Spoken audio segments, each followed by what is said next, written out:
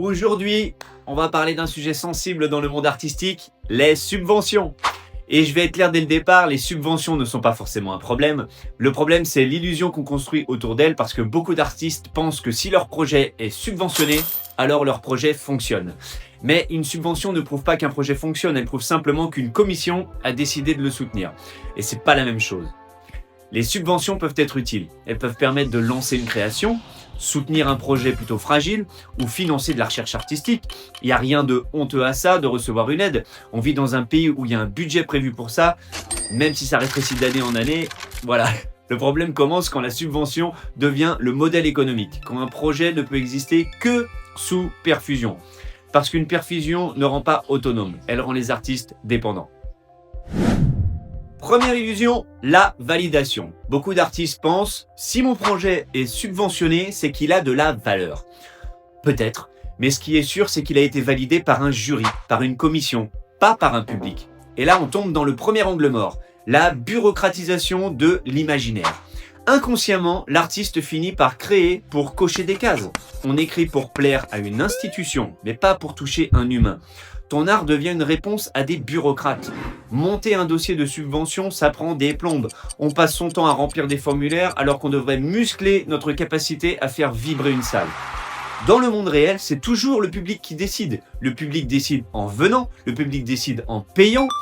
Et ce système a aussi un effet secondaire intéressant à observer. Quand une partie du revenu est assurée ailleurs, certains employeurs peuvent proposer des cachets plus bas aux artistes parce qu'ils savent qu'ils peuvent compléter leurs revenus avec les aides entre les contrats.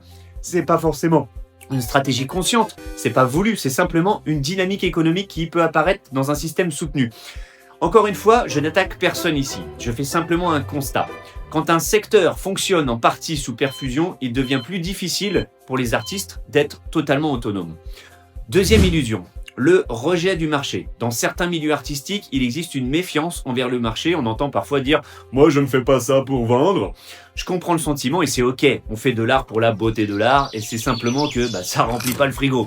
Mais soyons honnêtes, créer sans vendre, c'est un hobby, un loisir. Créer et vendre, c'est un métier. Il y a un coût caché dont on ne parle jamais, c'est le coût d'opportunité. Le temps que tu passes à quémander une aide pendant des semaines, c'est du temps que tu ne passes pas à construire ta communauté, ton écosystème. C'est du temps que tu ne passes pas à appeler des clients qui bookent. Fais le calcul. Si au lieu de remplir des dossiers de subvention, un artiste passait toutes ses heures à faire du marketing direct, à appeler des programmateurs qui bookent ou à créer du contenu pour sa communauté, quel serait son retour sur investissement selon toi ? Troisième illusion, l'absence de feedback, et c'est peut-être la plus dangereuse. Une subvention coupe le signal entre toi et la réalité. Le public te donne un feedback brutal et immédiat. Il aime ou il s'en fout. La commission de subvention te donne un feedback poli et parfois tardif. Tiens un chèque ou tiens une lettre de refus qui dit « on t'aime pas ». Sans le feedback du marché, du public, l'artiste ne progresse plus. Il s'enferme dans une bulle, il attend qu'une mairie le programme, qu'une institution le valide. Mais un artiste libre ne peut pas passer sa vie à attendre. Il doit forcément tester, ajuster et se confronter au réel. Fais le test. Il existe un test pour savoir si ton projet est solide. Une seule question. Si demain, toutes les subventions disparaissent, ton projet, est-ce qu'il survit ? Si la réponse est oui, alors ton projet repose sur un marché. Si la réponse est non, alors il repose sur une décision politique. Et une décision politique, ça change au gré des budgets. C'est ce que Nassim Taleb appelle l'antifragilité. Je t'en ai déjà parlé dans les anciennes vidéos. Un modèle solide se renforce sous la pression. Un modèle uniquement subventionné est fragile. La vraie liberté artistique n'est pas dans l'aide d'État, elle est dans l'autonomie, dans la capacité de créer un travail qui trouve son public, peu importe le vent. Une subvention doit être un accélérateur, pas ton moteur. Si tu mets un turbo sur une bagnole qui n'a pas de moteur, tu vas nulle part. Je ne te dis pas qu'il faut jamais accepter d'aide, je dis qu'une aide ne doit jamais devenir une drogue, parce qu'un artiste libre ne vit pas sous perfusion. Il construit un travail qui peut exister par lui-même. Et c'est là que l'art devient vraiment puissant. Si tu veux apprendre à structurer une activité qui ne dépend pas d'un jury ou d'une commission, j'ai une méthode. J'ai créé un plan gratuit pour les artistes qui veulent reprendre le contrôle. Le lien est juste en dessous de la vidéo.